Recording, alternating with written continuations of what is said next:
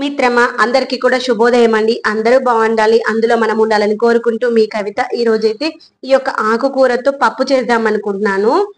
ఈ ఆకుకూర పేరు ఏంటో మర్చిపోయాను. మీలో ఎవరికైనా గుర్తుంటే కామెంట్ సెక్షన్ చెప్పండి.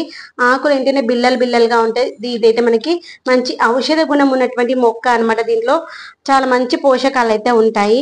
దీన్ని అయితే నీట్ గా క్లీన్ చేసుకొని అక్కడక్కడ మిల్లి బగ్గుడు ఉంది, ఆ యొక్క మిల్లి బగ్గున్న పాటను తీసేస్తూ చేసుకుందాము. తర్వాత దీంట్లో ఏంటంటే ఈ యొక్క కనుపులు ఉన్నాయి కదా, చూపిస్తాను మీకు. ఈ కనుపులలో విత్తనాలు అయితే ఉంటాయి. ఆ యొక్క విత్తనాలు ఇదిగోండి వైట్ లో ఉన్నాయి, అవి విత్తనాలు అనమాట.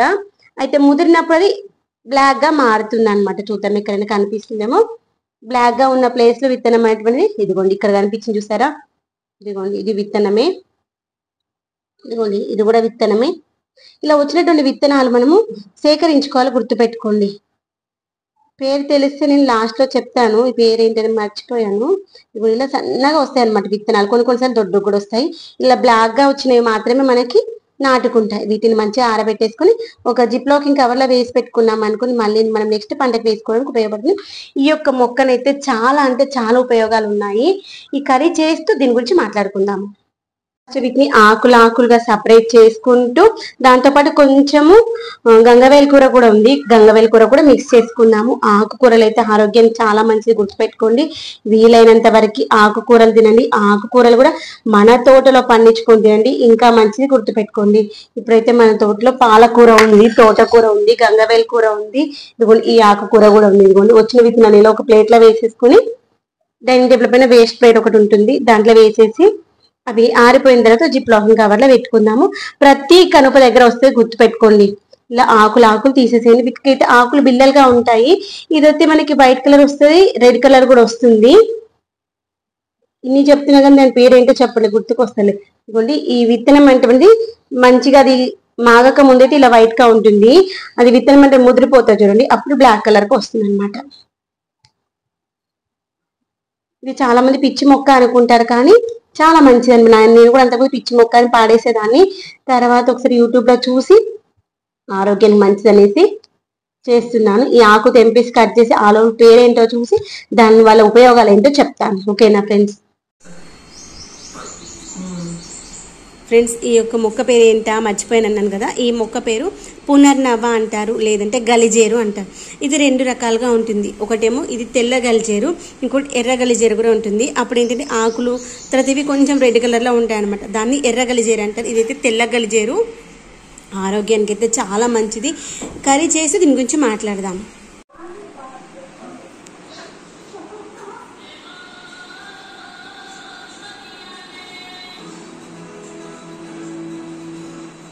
అయితే కర్రీ మనది పునర్నవ అండ్ గంగవల్లి కూర, గంగవల్లి కూర అంటే ఆ రెండింటి ఆకుకూరల కాంబినేషన్ అనమాట. ఇవి ఏరుకోవడానికి గంటన్నర కంటే 2 గంటలు పట్టింది అనమాట.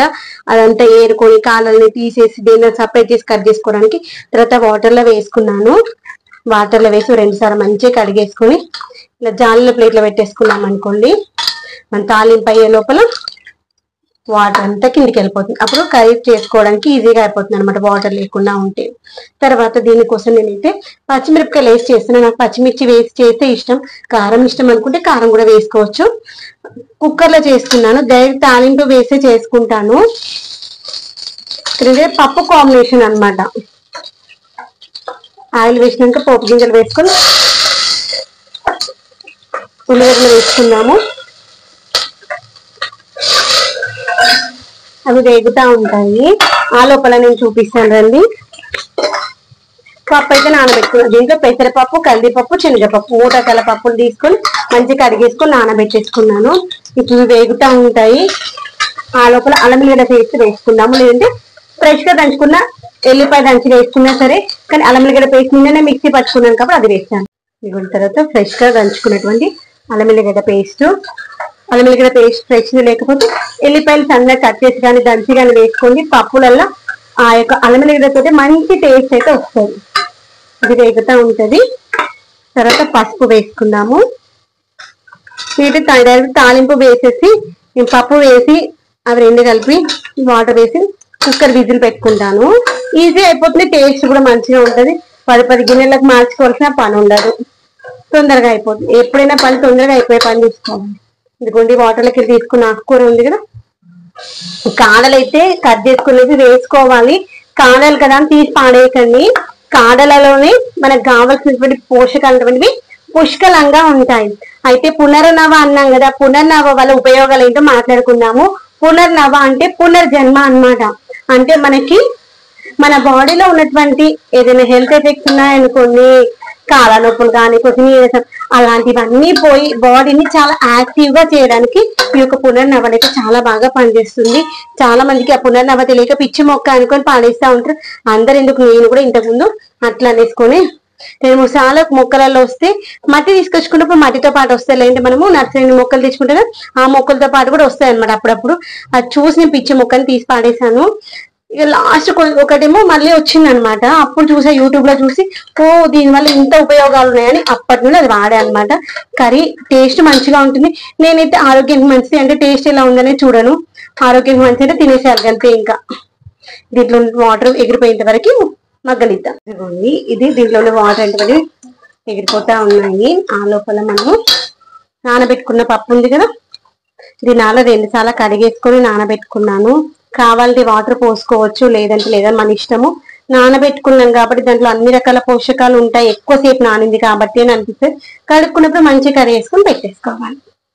ఫస్ట్ అయితే వాటర్ లేకుండా పప్పు తీసేసి పోపులోనే మంచిగా ఒక 5 నిమిషాలు నేనైతే మగ్గనిస్తాను.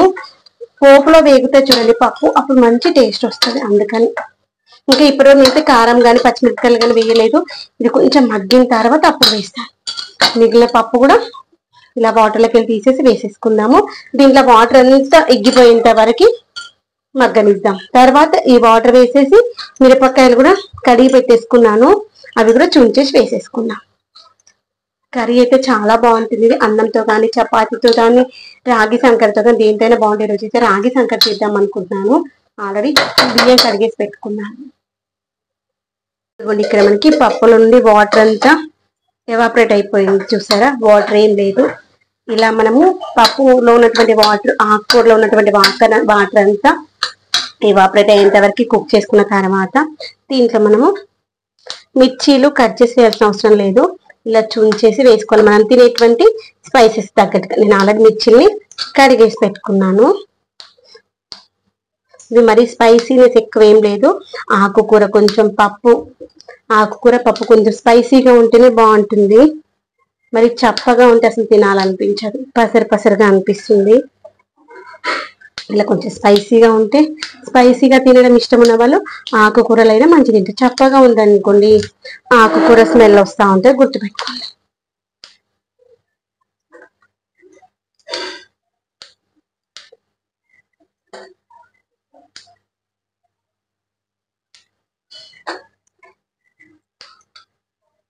ఇలా మంచిగా అంతా ఒక 2 నిమిషాలు ఇలా కలిపేసుకొని ఇప్పుడు దీంట్లో రుచికి తగినంత సాల్ట్ వేసుకుందాం. ఇంకా ఉప్పు ఇప్పటి వరకు వేసుకోలేదు కదా, ఉప్పు వేసేసుకొని తర్వాత మనం ఆల్రెడీ పప్పు నానబెట్టుకున్న వాటర్ ఉంది కదా, ఆ యొక్క వాటర్ కూడా పోసేసి ఇంకా రిమైనింగ్ వాటర్ కూడా పోసేసుకొని మంచిగా కలిపి మూత పెట్టేసుకొని ఒక 3 విజిల్స్ రానిద్దాము. పప్పు, ఆకుకూర, మిరపకాయలన్నీ మంచిగా కుక్ అయి ఒక దాంట్లో కూడా మంచి కలిసిపోయి టేస్ట్ బాగుంటే గుర్తుపెట్టుకోండి. పప్పు అయితే ఒక 3 విజిల్స్ పెట్టేసాను. మంచిగా ఉడికిపోయి ఉంటుంది, వాటరీగా అనిపిస్తుంది. ఇప్పుడు మనం పప్పు ఇలా మంచిగా స్మాష్ చేసామనుకోండి, పప్పు అంతా మంచిగా ఉడికిపోయి మంచిగా స్మాష్ అయిపోతుంది. అంతా కూడా ఇలా స్మాష్ చేయడం వల్ల అంత ఈవెన్గా కుక్ అవుతుంది. తర్వాత శనగపప్పు మాత్రమే పప్పుగా ఉంటాయి. కందిపప్పు ఉడికిపోతుంది, పెసరపప్పు కూడా ఉడికిపోతుంది. ఇప్పుడు వేడిగా ఉంది కాబట్టి లూజ్గా ఉంది, తర్వాత కొంచెం గట్టిగా అయిపోతుంది. నాకైతే పప్పు మరీ మెత్తగా ఉంటే ఇష్టం, లూజ్గా గట్టిగా ఉంటే ఇష్టం ఉండదు. అందుకని ఇలా చేసాం. దీనికి రాగి సంగటి కాంబినేషన్ అన్నమాట. ఎంత బాగుంది కదా పప్పు.